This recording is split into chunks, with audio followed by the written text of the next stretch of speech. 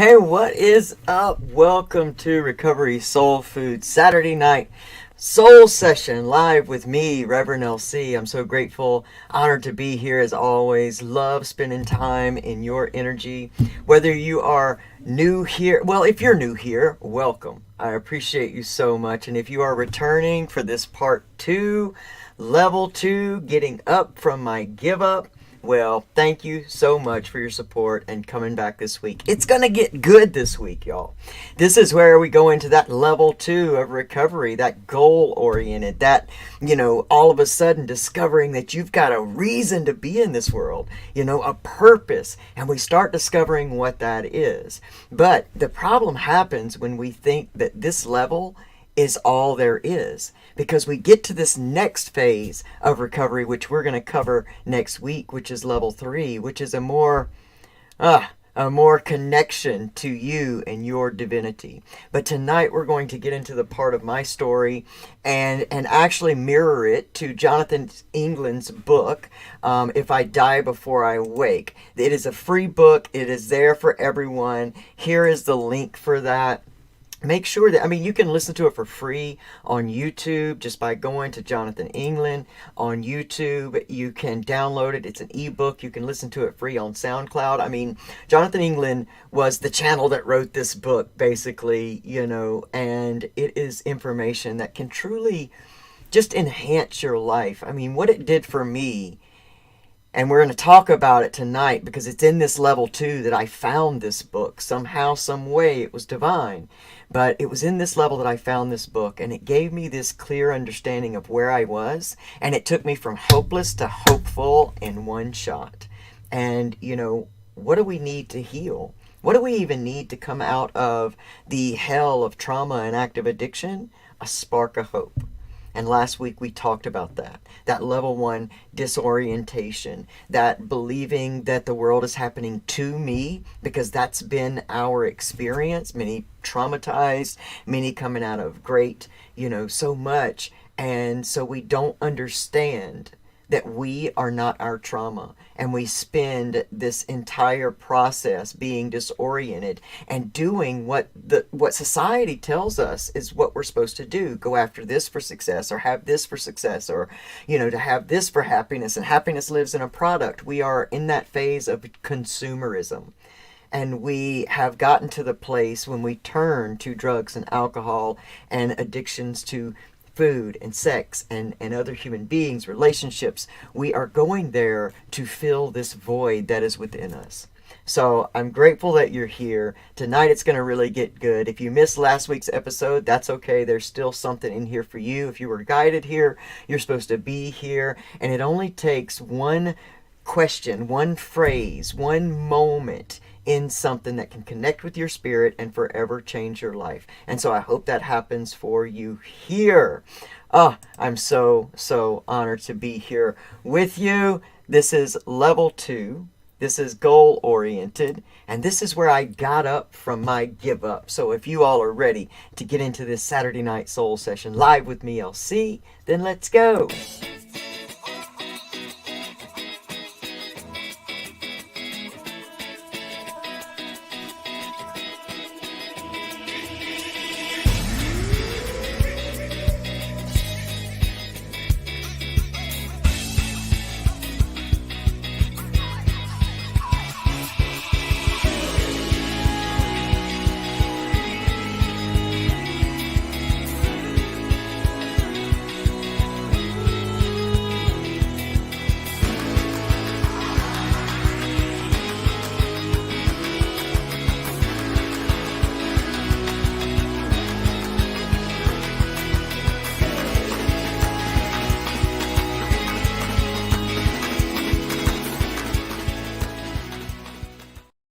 What's up, Recovery Soul Warriors? I'm so grateful and honored to be here, and so grateful to have so many beautiful people here tonight. If I cannot see your comment, then please just know that StreamYard only shows me so many, but I'm so glad you're here, and for those that will watch this on the replay. Now, before we get into this, I want to give you just a couple of things that are helping me grow right now.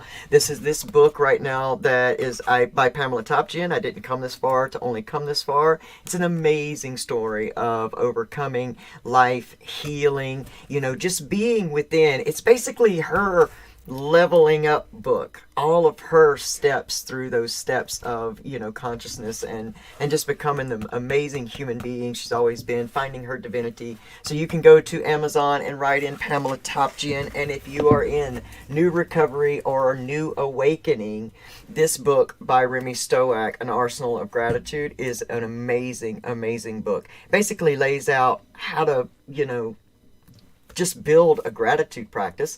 We're in the process of writing a workbook to go with this. So right now, for under $30, you can absolutely change your life and grow your life. So go check those things out. I mean, they are amazing and they're helping me grow right now.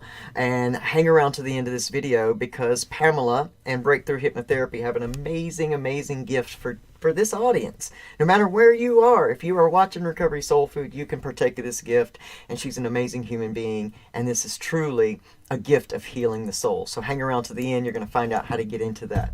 So let's get into this Saturday night soul session. So I've told you all so much about this book, If I Die Before I Wake. And it came to me when I was in this level 1 moment, when I had become goal-oriented. And this is the process that I call getting up from my give up.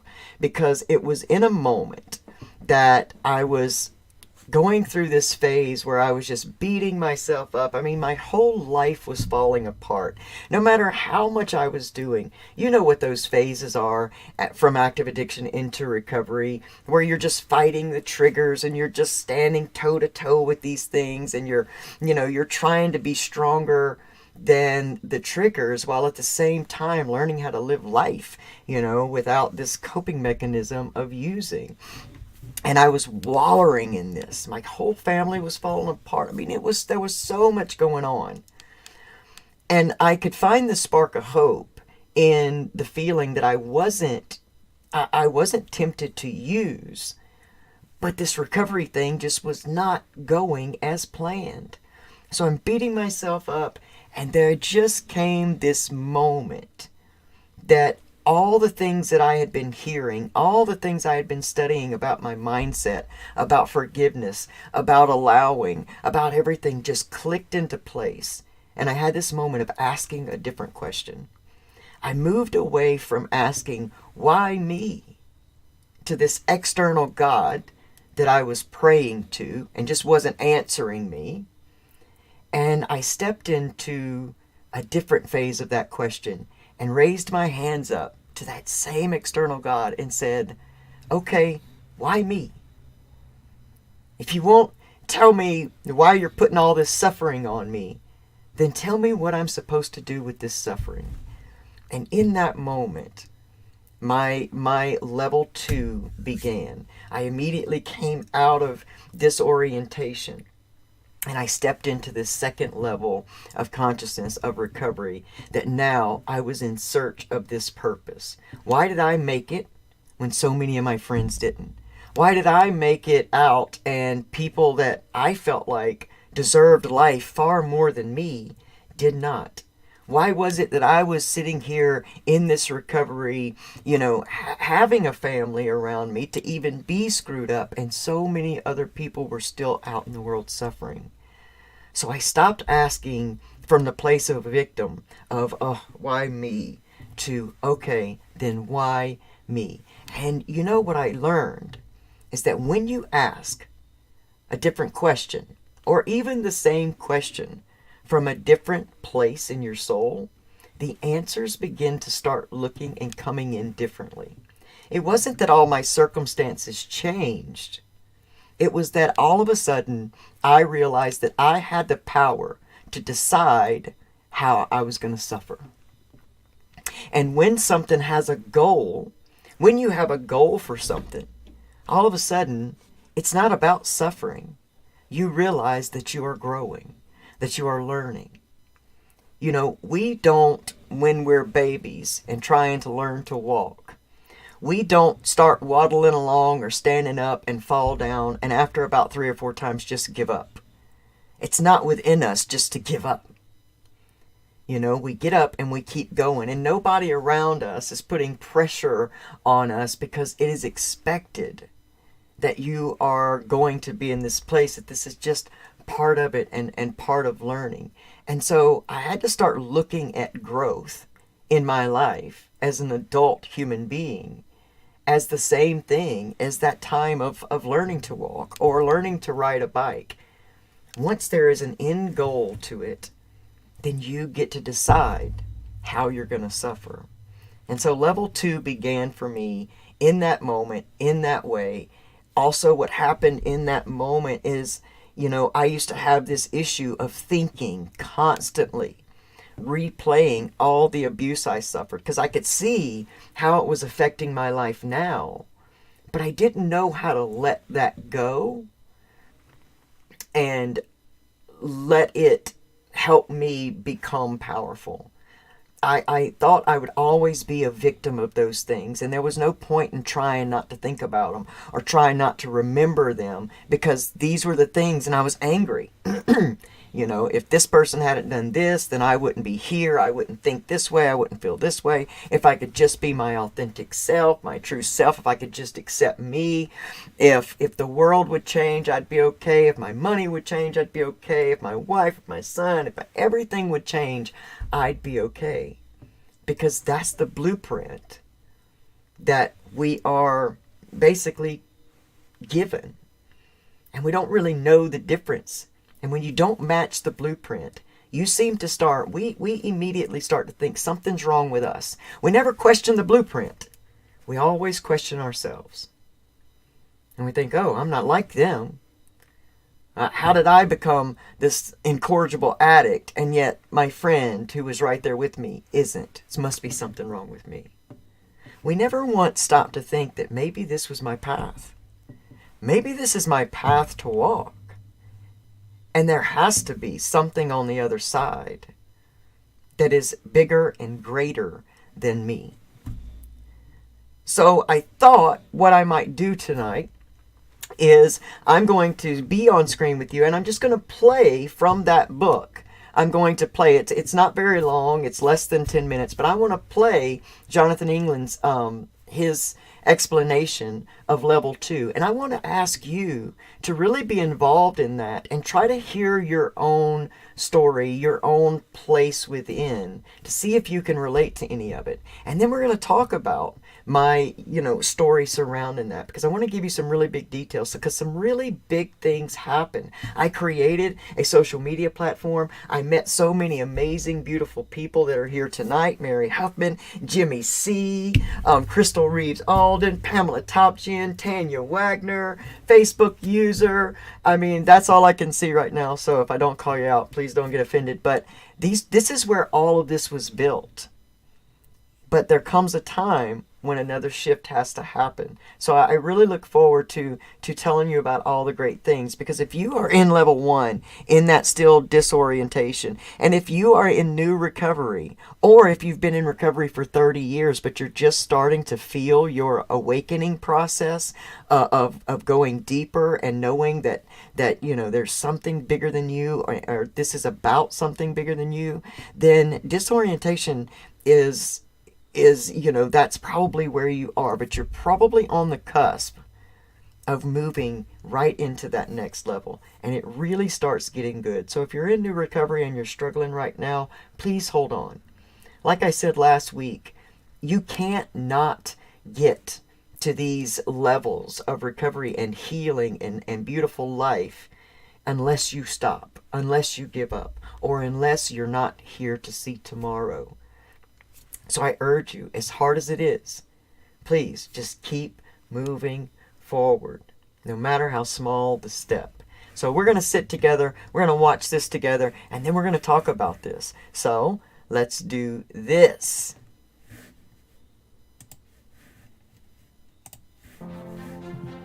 Level 2, goal-oriented. Money can't buy happiness, but you can rent it. Level 2 is about renting happiness. In level 1, disoriented, people have no direction, no path, and no purpose. In level 2, people find a path to start walking on. They find a direction. They are no longer spinning their wheels, and there is now movement. If you see someone in level 2 one day and see them a year later, chances are they're not doing the exact same thing anymore. They probably won't even be the same person anymore. These people are constantly learning, growing, achieving, and wanting more. They're on a mission because they have goals. These goals are driving them because they have decided that happiness can only be found when accomplishing the next big thing. Level 2 is about taking responsibility for your life and then taking control of it. If you have a conversation with one of these people, you're going to have a hard time getting them to settle down and relax with you for a bit because their wheels are spinning. They are plotting out their next move. They are more of a human doing than a human being. They are playing chess with life. That means they are figuring out what works and what doesn't work, adjusting their course as needed, but never taking their eyes off the destination. If you want to perk someone's ears up in level 2, tell them about a new and improved strategy or tactic that they can learn that will 10 times their efficiency and income. You're probably already getting a pretty good understanding of level 2. I'm sure you can think of plenty of people in this level. There's a good chance that you could even be thinking about someone in level 2 that you hold in a very high regard as the top standard for what a role model for humanity should look like. The problems with level 1 are pretty apparent, but sometimes the level 2 issues can be very easily overlooked. This is because the majority of people are in level 1, so a level 2 person appears pretty high on the food chain. This is also because we've been socially conditioned to believe that level 2 is the end of the game, and that success and achieving goals are what life is all about. If level 2 is the end of your game, then you're playing a very dangerous one, and I will show you why in a moment. One of the problems that level 2 creates is high amounts of anxiety. We said that depression comes from living in the past. In level 2, we live constantly trapped in the future. If you're dealing with a lot of anxiety issues, then it's a pretty safe bet that you're in level 2 because anxiety comes from living in the future. We use the past to create an identity for ourselves. And then we see all the things that are wrong with that identity. We see how flawed it is. So we look to the future for our salvation. Remember the equation for happiness we discussed earlier. It was life conditions equal blueprint. In level 2, we learn that we actually have control of our life conditions, which means we actually get to play a role in our own happiness. In level 1, we don't have control over any of it because we're victims of the world, completely controlled by our environment. In level 2, a shift happens, and we now learn to control our environment. That sounds great, but what most people miss is that, yes, they can control their environment, but they are still completely controlled by their environment. Here's what I mean. One day, you decide that you know what it is that's going to make you happy. You decide if you have a wife, kids, a $30,000 car, and make $150,000 a year, then you will be happy. So off you go, creating the life that has all those things. You're in control of the conditions in your life. Then one day, you get all those things and feel great for about 2 seconds. Soon, the void returns. The cravings return. You think, what is wrong? I got everything I wanted, yet I'm still not happy. Events are back, you guys. Events are back. They're booking speakers like you. They're paying them $5,000. Oh, gotta love you. Then you get this bright idea. I know what's wrong. I got all the wrong things. It wasn't that wife, it was this wife or this girlfriend. It wasn't that car, it was this car. It wasn't $150,000, it was $1 million. And off you go. Again, again, and again, and again.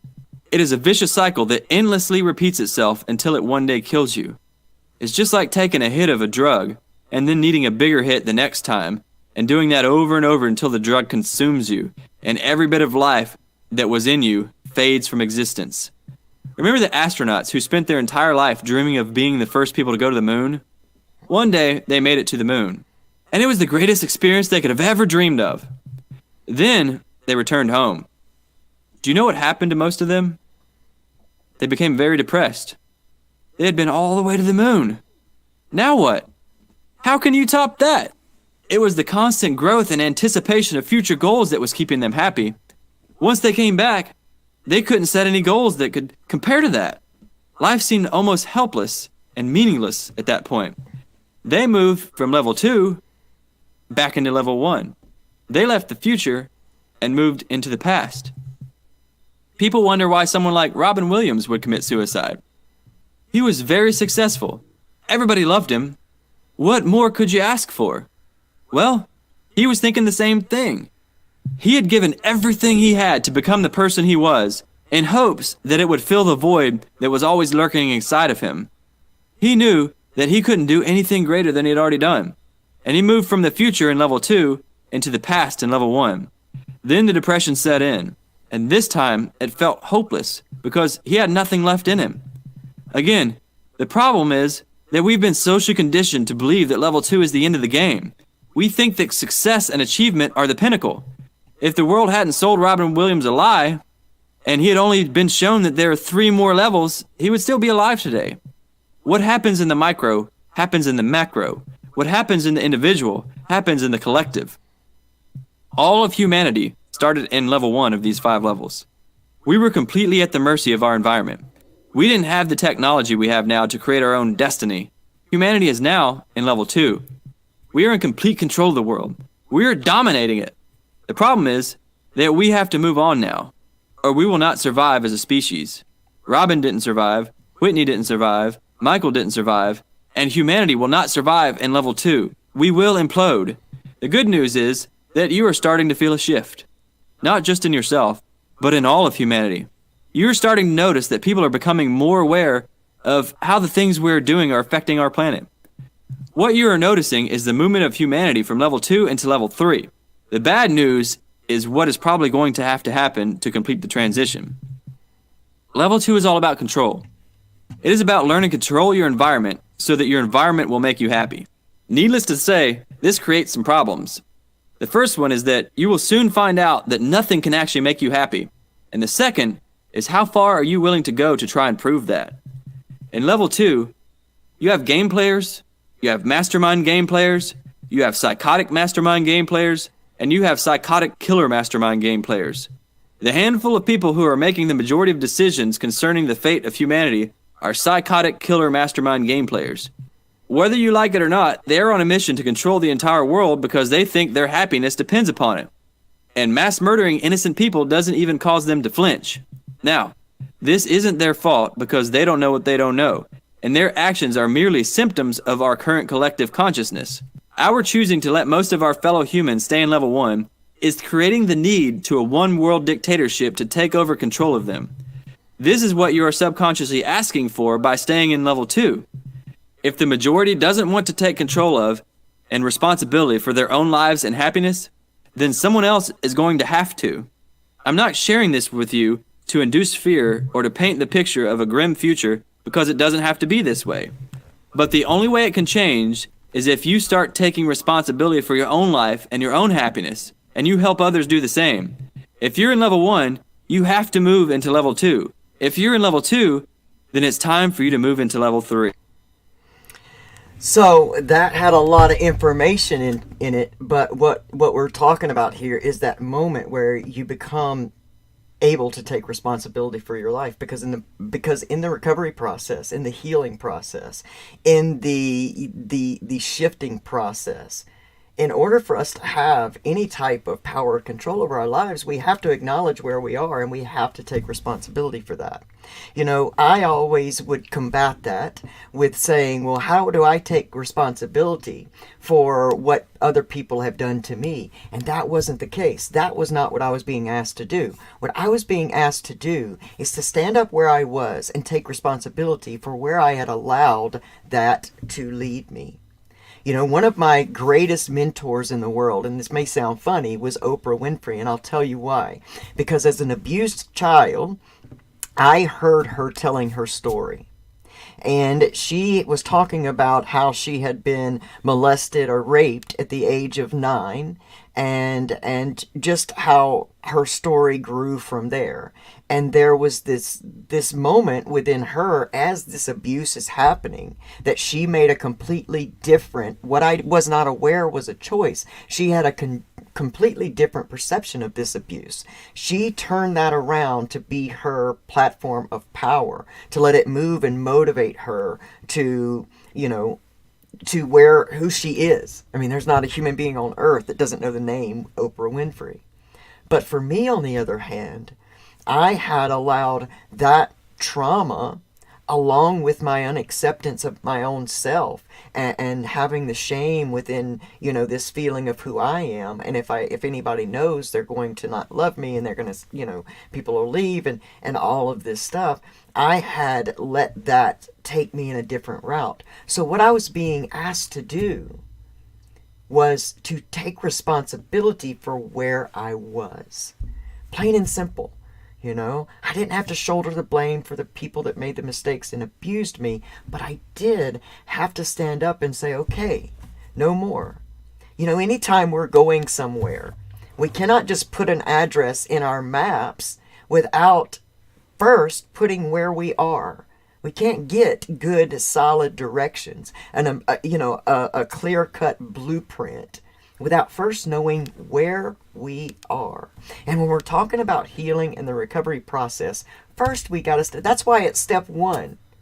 We have to admit, basically we have to take responsibility for where we are in this active addiction. I have to say, I am right now in the midst of addiction.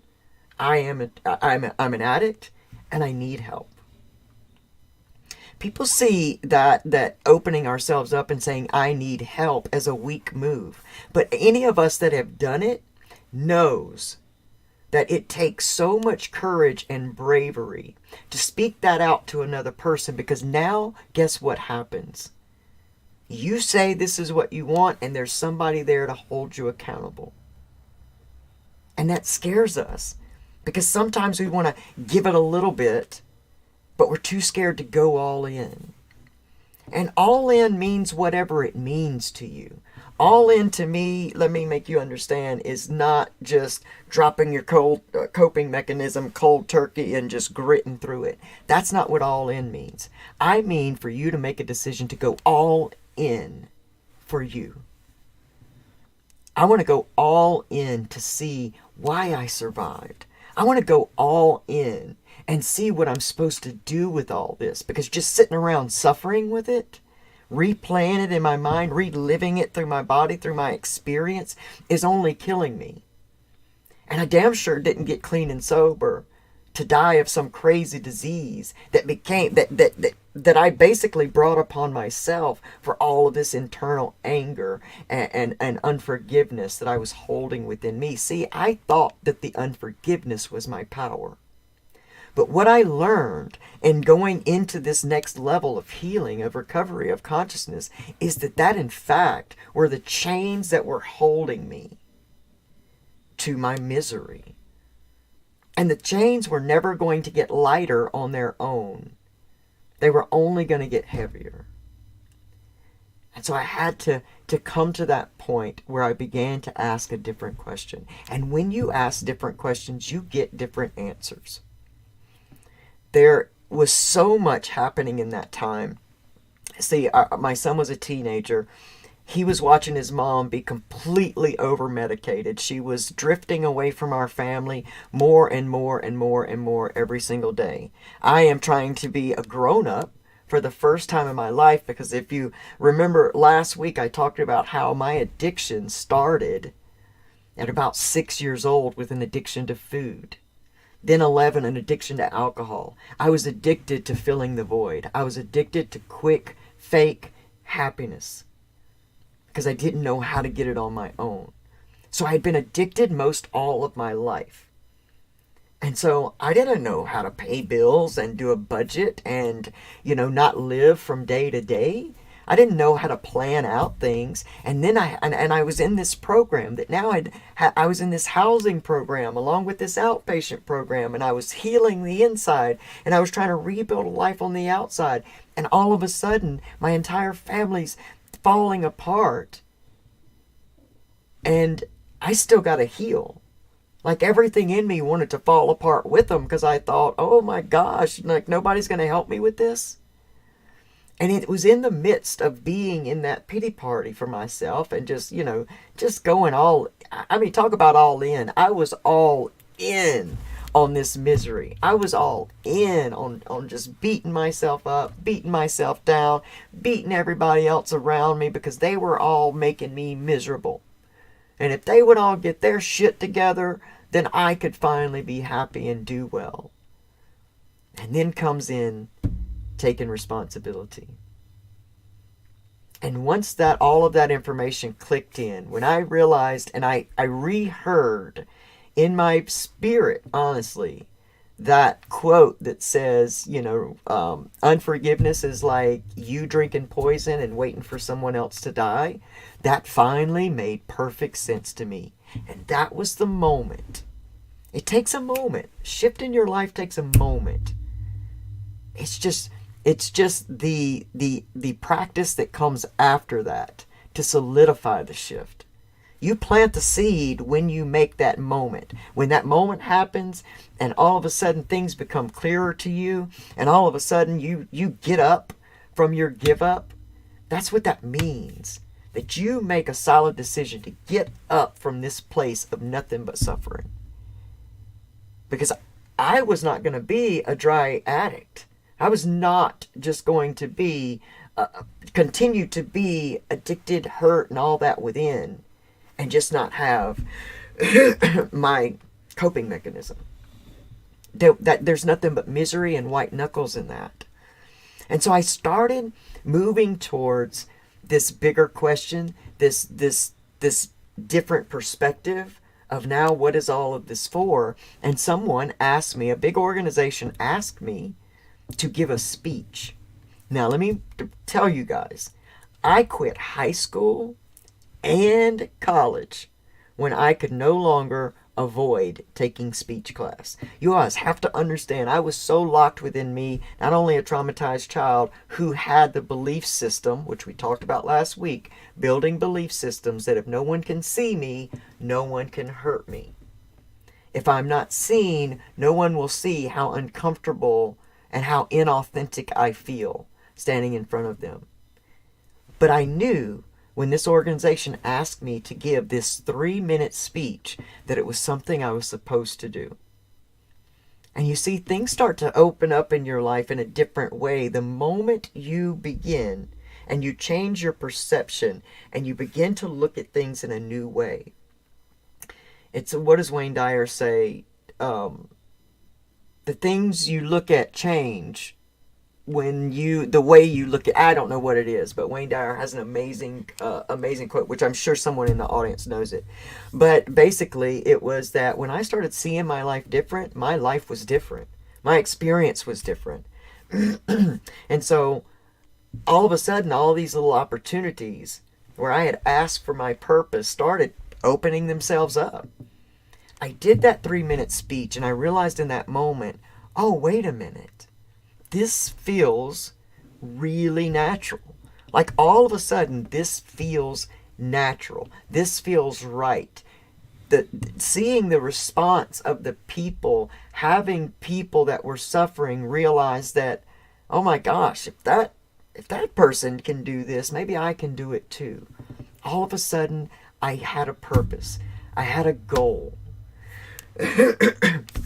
And I had gone through, I did that. I started bringing that forth, or basically just moving out of the way and being a channel for the God of my understanding to speak through me, because I had prayed for death basically every day of my awake life. From the memory my first memories that I had, I wondered why I was born this way. And I believed myself to be God's little joke. And that's no lie. I felt that to my soul. And I reiterated it like an affirmation every single day. And I thought to myself, if I can get a hold of this, and I can move myself from that mindset, that belief system, into this new belief system, there's something about this. And that means if I can do it, anyone can do it. And I just started, I had this dream, all of a sudden I had this dream like downloaded into me to start a podcast. I didn't own a computer. I had no earthly idea how to do a podcast. I started buying little books because I surely couldn't afford to buy a computer. I mean, I was barely getting by, barely surviving. I had none of that, but I had this vision. I had this dream. It was Hope and Recovery Network. And what I saw and what I still see for that is to be a network, a media network like Prime Video or Netflix that was completely surrounded by with talented and recovery-based content. And that every human being that wrote, was a camera person, did a podcast, that every human being will have gotten up from their give up. And so that there will be inspiration surrounding everything and everyone. And that was the vision that was born in me while I was at work that day. That could have never even happened had I not gotten up from my give up. Had I not given myself the opportunity to ask that different question, to experience life in a different way. And so things are rolling on fairly well. I'm reading these books. It was very complicated. Podcasting was not easy like it is now. But I had built a Facebook page to go with that podcast and just started sharing some things. And before you know it, I was doing these live videos. It started on a Sunday night. It was mostly geared towards MAT, people that were on MAT, because nobody was really talking about that. And I had experienced a lot of that shame. And I knew that there was a way to actually get healthy while on MAT, not letting MAT be the cure, but letting it be a tool. And I wanted to help other people realize you don't have to wait for the program to fix you. You make the program work for you. And I just had this passion to start doing that. So I do this Sunday night kind of group type thing. And people began to respond. And I started having this vision, and there was a few of us out there in that same time. J.R. Weaver, the mastermind of amazing, recovery content. J.R. was waking up at that time. J.R. was going into his level too, and so many others. So many others, and we were building this community of online recovery. I call us the dinosaurs sometimes because we started building something that is now so amazing. So amazing. And it just kept building and building and building and building. And I was feeling this amazing purpose. Like I had some reason to exist on this earth for the first time in my life. For the very first time in my life. It was an amazing time. Now let me let you know, my family is still falling apart. Yeah, I like trailblazers better than dinosaurs, JR. Good one. Good one. But my family's still falling apart. But it was amazing how I was focused now on this goal. And I was also, in the time, I was doing so much healing on my own. I was learning how to do a tapping technique, where I was tapping through different triggers and learning how to, without necessarily medication, I was learning wellness tools. I was learning how to be more in control of my suffering, my emotions, my reactions, learning to respond versus react. I was doing anger management. I was reading books. There was nothing I wasn't doing to make my experience easier and better. And I was so inspired because now other people were showing up and hungry for the same information. And so everything that I was putting into practice, I was just going into me and out through. And just knowing that people were being helped. We talk about the drug epidemic being worse than it's ever been. But I also want to give you another perspective. The recovery community is bigger and louder than it's ever been. There's always what we can look at. Every person out there that is locked in their own hell of addiction right now is absolutely so worthy. And they're living under this cloud of shame that as we continue to speak out, we are breaking. We are busting down the shadows of shame and letting other human beings know that no matter where you are, I don't care if you're sleeping in the street tonight. I don't care if you're compromising your body or your values or your soul to get what it is you need to have that moment of peace and happiness. I don't care where you are. We've been there. And the more we keep telling our stories, and the more we keep doing stuff like this, and the more we keep showing up and supporting each other, and people beginning to find their own gift, because these are our divine gifts. Remember what we said about a seed. A watermelon seed comes complete with everything it needs within it to become a watermelon. But you have to plant it.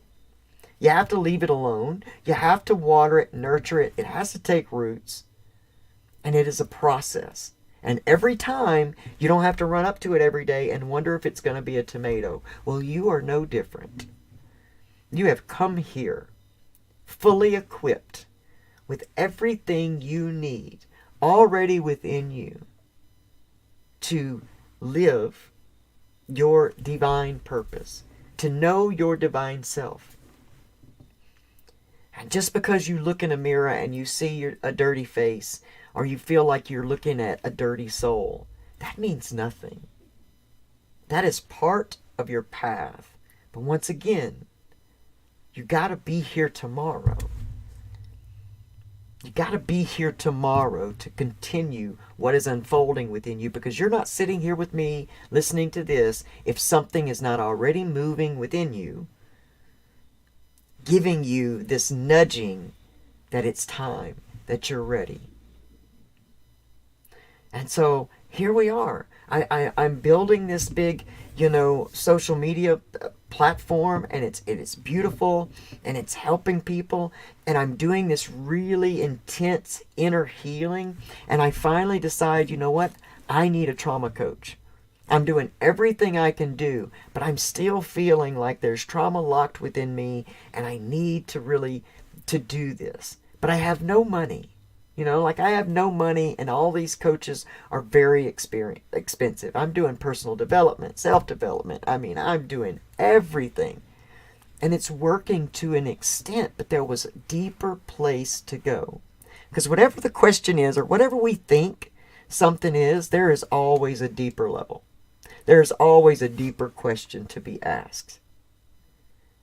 And it always comes back to a belief system that is born out of that trauma. So it's not so much the trauma itself that drives our subconscious behaviors in life, have us attracting the same people, the same circumstances, the same type of money. All of that stuff. It's the exact reason, and when I say this, you're going to understand that you can go to a field full of nuns and you'll find the only one that's got dope on them. Every time.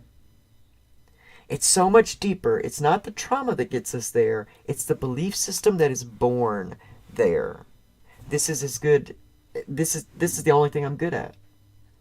This is the only thing that helps me. This is the only thing that makes me feel worthy. This is the only thing I'm not worthy. It's the belief systems. And those are the deeper roots.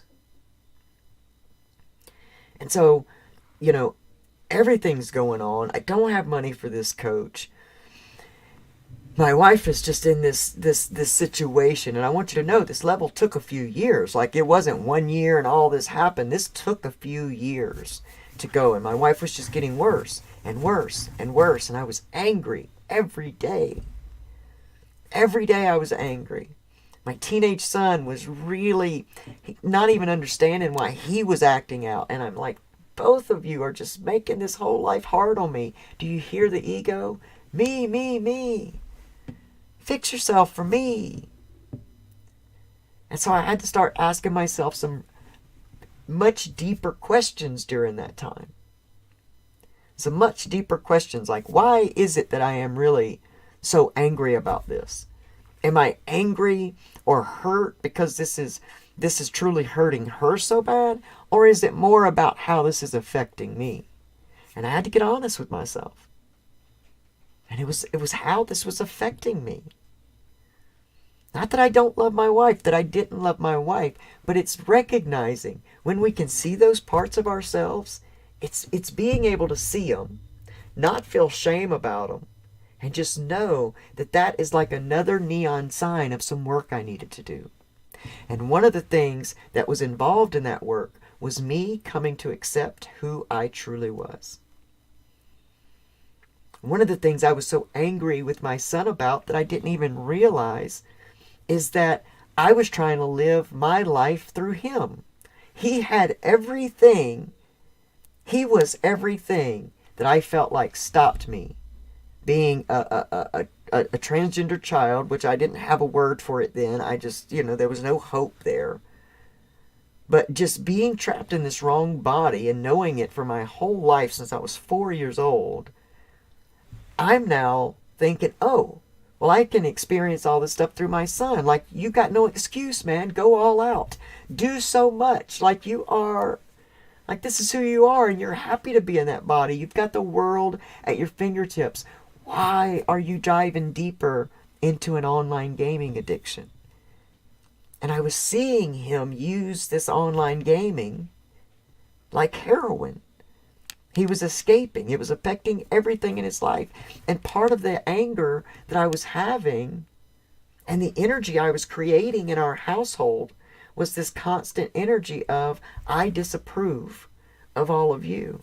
And it was because I disapproved of myself. And the moment came when I had to step up to the plate and say, okay, I gotta deal with this part. I gotta deal with this part. And it was amazing how that too opened up to me as if it was like these confirmations that yes, I was right. I mean, the doctor didn't even know me. All of a sudden, this doctor is one of 2 doctors in my area that does this, and my counselor. I mean, all this stuff, it opened up, and I was beginning to feel more free within myself. And as I begin to feel free and begin to accept myself, I was able to accept where my family was. I was able to take all those old expectations off of them, let them be on their path, and me be on my path. Because I knew we were all together for a much bigger divine purpose. I mean, God had kept us together for so long. I mean, there was so many times that I'd want to leave, and then I'd get some spiritual message through a podcast or something that would tell me not to go. And deep in my soul, I knew it wasn't right for me to go. We were here for a reason. But the family kept falling apart. But the difference is I had released their energy. So I was growing within. They were going through their path and they were falling apart. Our son left home. Had this big final fight. The son leaves home. Now it's me and my wife. She's still over medicated. She's basically asleep. And I'm back to feeling alone. And all of a sudden, I find this amazing trauma coach. I find this coach that begins to help me.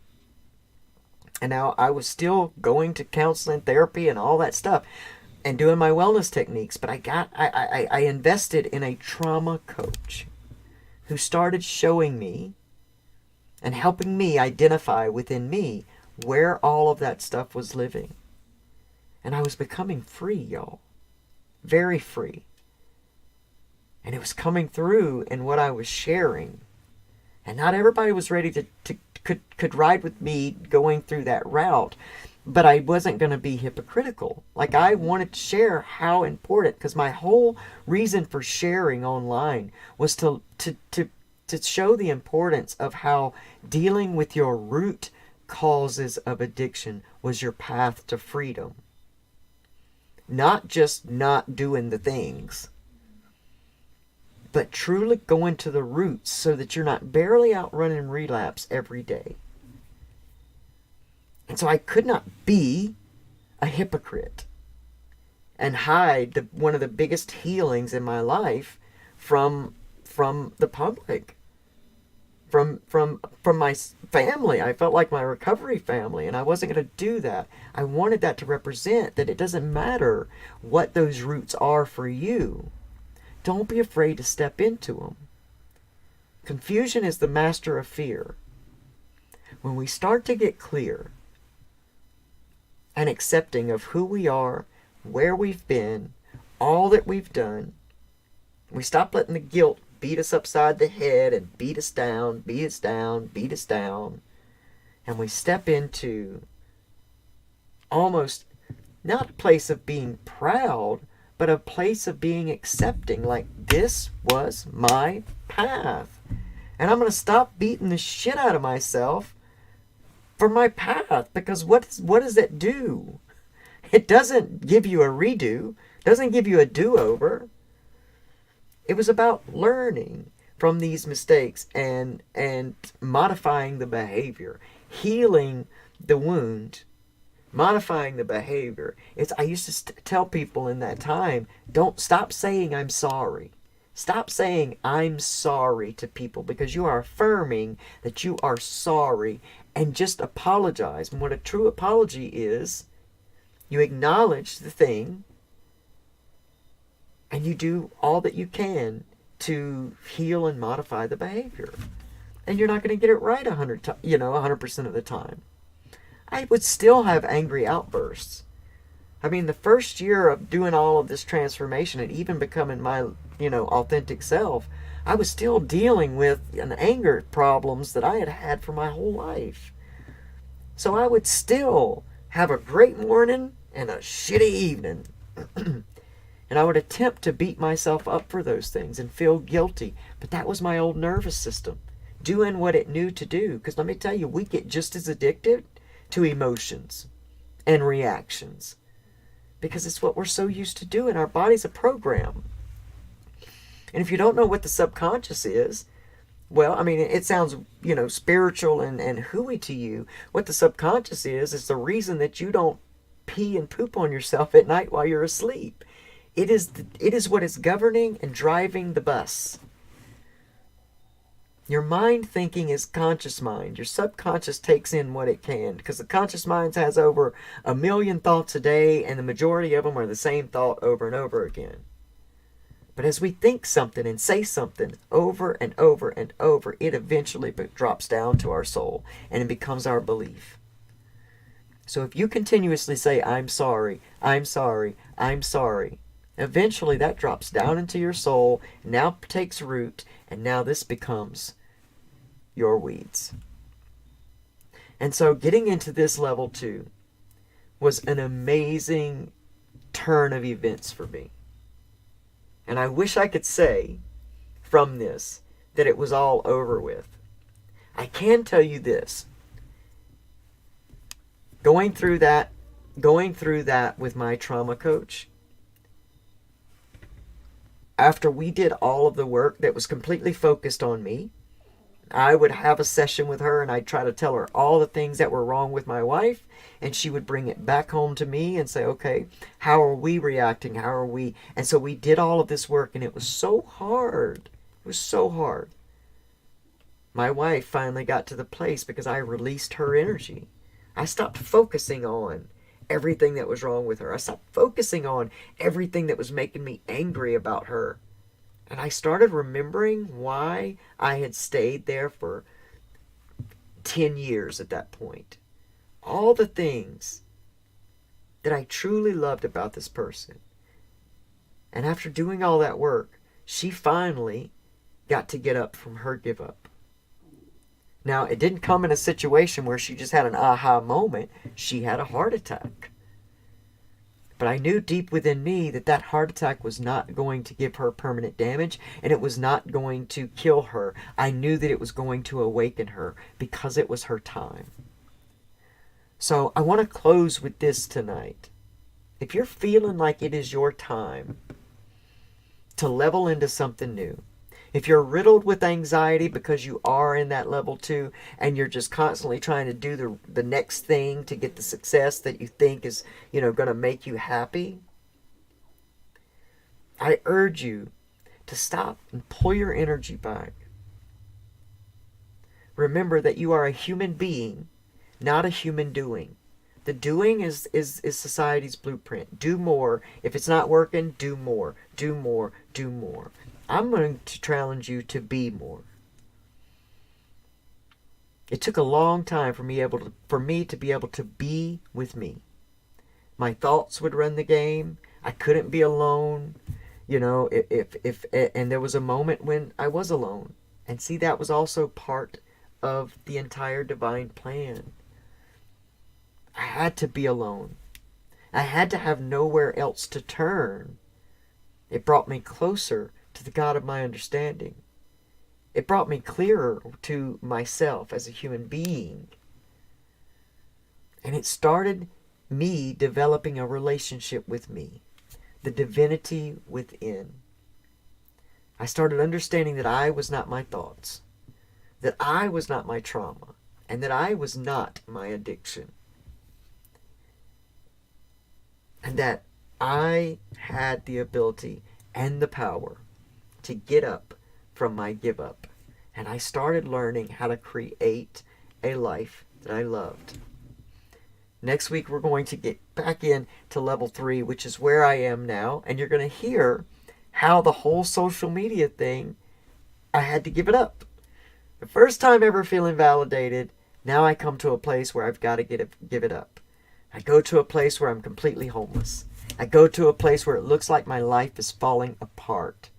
But so many times when your life seems like it is falling apart, it is falling into place.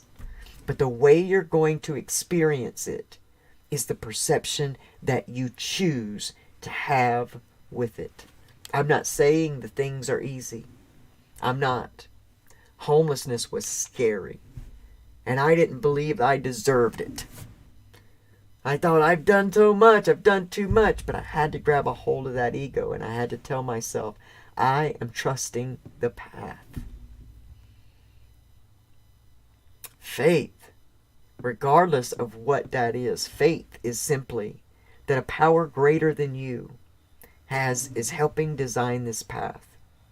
And your power of choice is you can either stay with what ain't working, or you can move along in the direction that you know you're being guided to. And I knew that no matter what it looked like, no matter what the circumstances looked like, I knew there was something greater and far more powerful going on. And it was those belief systems that kept me grateful during that time. And let me tell you something. I can honestly say today that I am the most happy, comfortable, and amazed in every day that I've ever been in my life. No matter if I was standing on a stage in front of thousands of people speaking about the power of recovery. Doesn't matter if we were reaching 40,000 people a day through Recovery Soul Food. It didn't matter. The happiness I feel today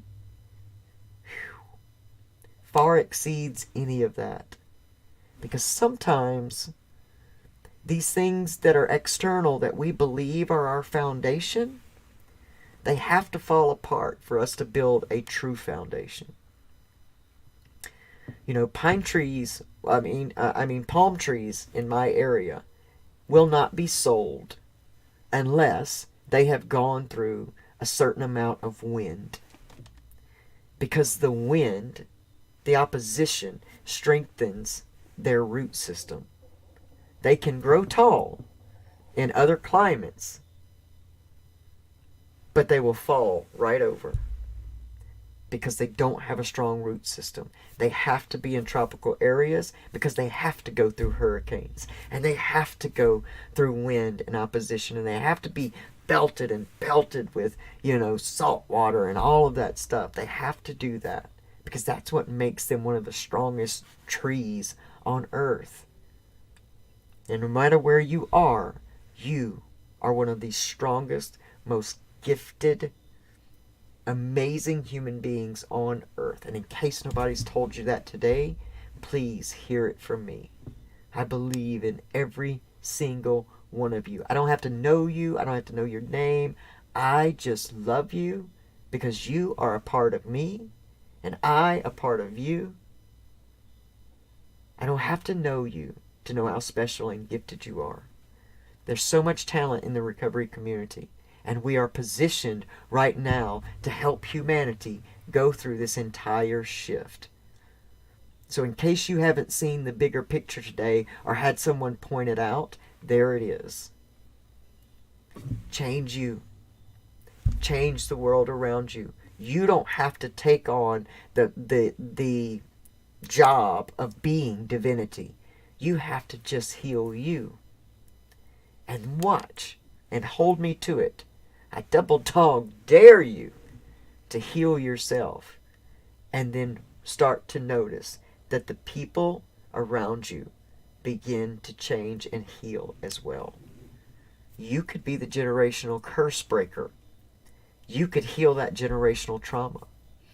You could be the first one in your family line to beat addiction and stop it for generations to come. You can be the one. You can be the one. No matter what. Love this. Love all of you. Thank you so much. Oh, wow. Okay, let's read this real quick. I've got a good friend who is recently clean and has totally replaced her opioid addiction with a new drawing art addiction. How do you politely point that out? You know, that is an amazing, amazing, amazing question. And it's really hard to say. I'd have to give an opinion here because I kind of went through that with my son's gaming addiction because they weren't talking about it then when I was starting to notice that that's what was, this is what he was doing. I was so worried about him repeating my process with drugs and alcohol and becoming addicted that I almost failed to see how the online gaming was beginning to be the newest craze of addiction. And I think in early recovery, especially recently clean, it's not necessarily such a bad thing to now turn that over into good because you're starting to find yourself. Like you're starting to realize that you have other interests other than drugs. But I would possibly just urge that human being, hope that they are going through some deeper healing processes as well. Just because it's easy for us as human beings, and our nervous system to become completely sold on something else to where it begins to take our life over too. Because what is an addiction but something that completely overtakes your life and your complete focus becomes about it? So it really doesn't matter. We say it, the word addiction, and everybody automatically thinks about, drugs and alcohol. But addiction is anything that completely overtakes your life. And stops you from living that life and doing the things that you want to do. It becomes the monster that's completely controlling you.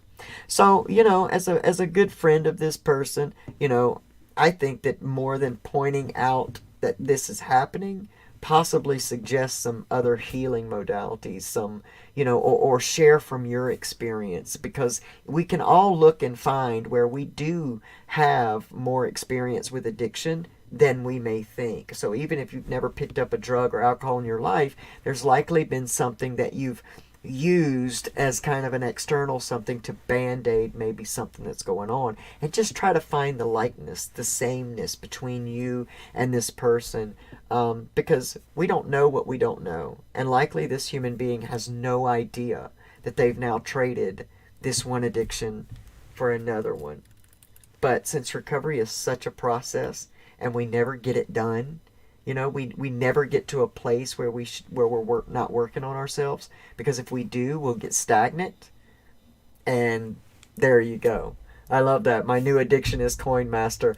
Oh yeah, I'm telling you, we are all human beings, man, and we're going to find ways to make escapes. And so, I think we have to learn the beautiful balance of being easier on ourselves through this process. The old modality, the old paradigm of thought about addiction and recovery is what we are doing our best to break, because it was always just one way. Now recovery is many ways, but the root of recovery is healing. So I told you if you stuck around till the end of the video that I was going to get to offer you an amazing asset to that.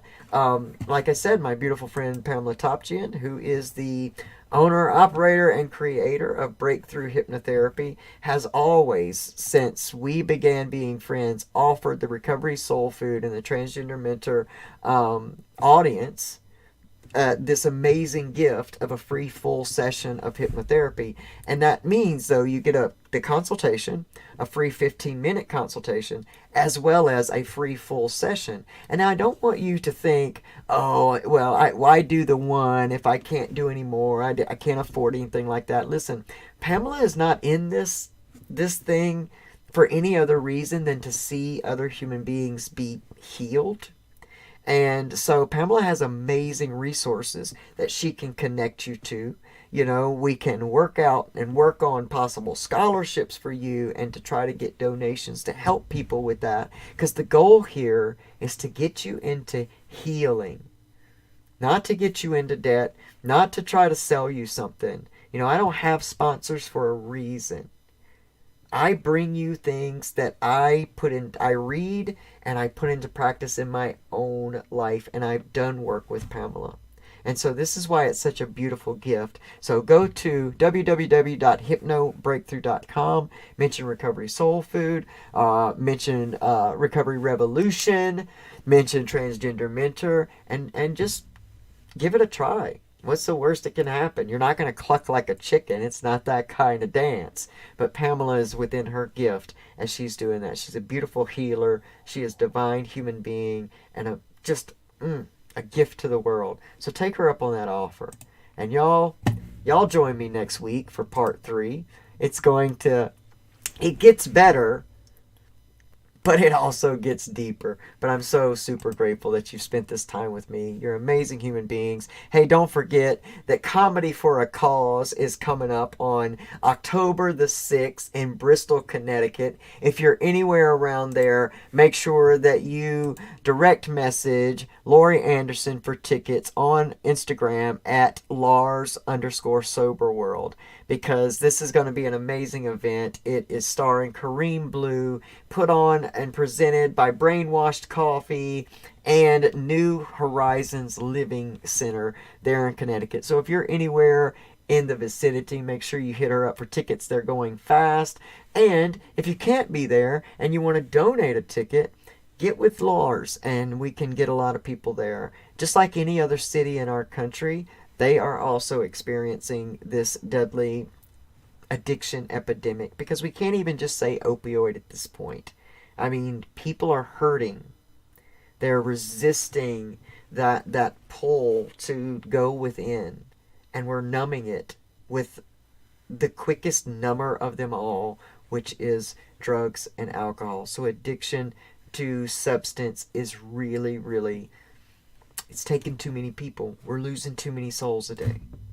So let's do all that we can to heal ourselves, in turn heal each other. Know that you're important, you're valuable to this doggone revolution, and this revolution is healing, and you are an amazing part of that. So grateful for you.